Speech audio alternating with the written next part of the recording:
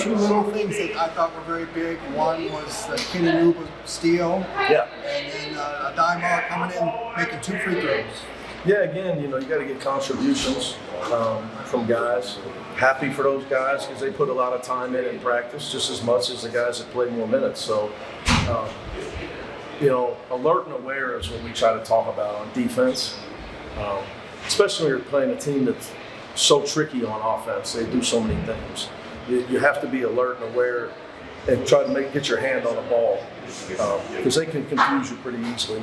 Kenny was really alert and aware on that play. Got his hand, and then he not only deflected it, he recovered it as well.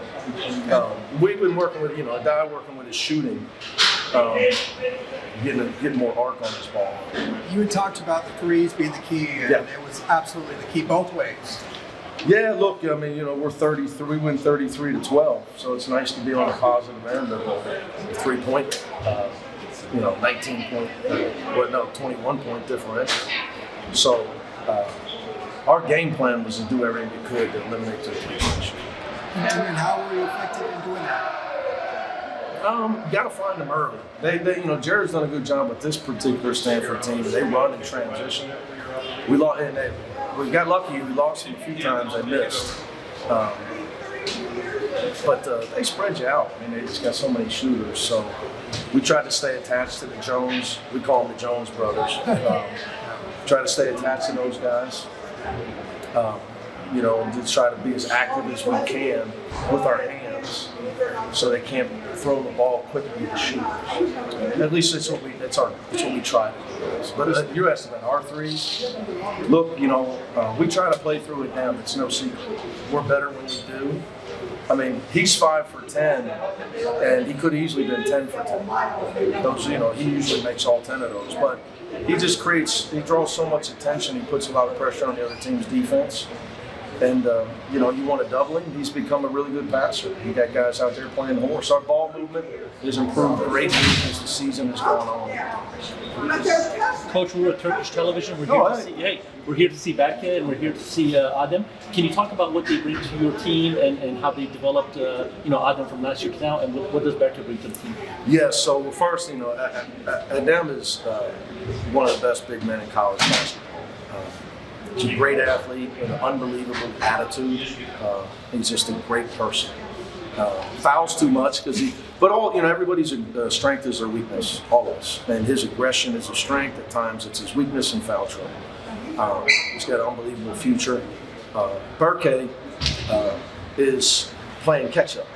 It's been tough on Berke because he missed the summer, 2 months of practice with us because he had to play for the national team, which I support, but it put him behind because college basketball is just very different than FIBA. So for our international kids, it's a huge adjustment. Then he had a high ankle sprain. He missed 3 weeks. Yes. Then he hurt his hand. He missed another 7 to 10 days. So he's literally missed 3 months of practice. And so it's been a hard adjustment for him. But he's got a world of talent, and it's just a matter of time before it shows through. But his hand's pretty banged up. He's just playing hurt right now. Thanks, Coach. You're welcome. Your team has really gelled a lot since the first Stanford game, 6 weeks ago. What's the key thing they've changed between then and now? I wouldn't say one thing. It's more than one. We've definitely grown offensively. We've grown offensively. We've got an identity with our shooters are looking to shoot. We're looking to throw the ball to it down. Dealing off the pick and roll. So we've developed an offensive identity. And I just think we've learned to play hard the whole game. We have lost our top 5 scorers from last year. So we play hard in spurts. But the mark of good teams is they play better defense as the game goes on. They turn it over less in the second half. And that's how I've won a lot of games for a long time. I'm getting old, man. 21st year as a head coach, I think. So we only had 9 turnovers on the road and forced 15. It gives you a chance. It gives you a real chance to win. Thank you. Yeah. So Sebastian might have been more active from 3 than from the free throw line. That was an unusual. Yeah, Am I right on that? Well, yeah.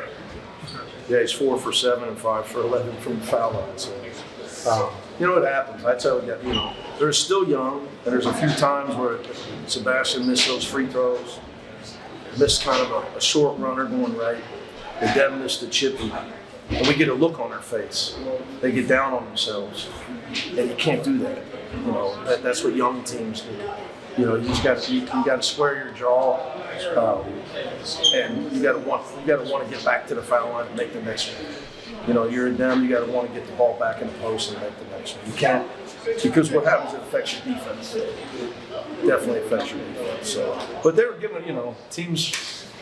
You know, we're trying to make teams pick their poison against us. You know, so we definitely, as I was saying, the other reporter, and that you know, our offensive identity you can see is developing, and we didn't have one for a long time. Pretty obvious when you watch this. But we're playing hard for 40 minutes now, so our team spirit is much better, our resolve is much better. So just take some time.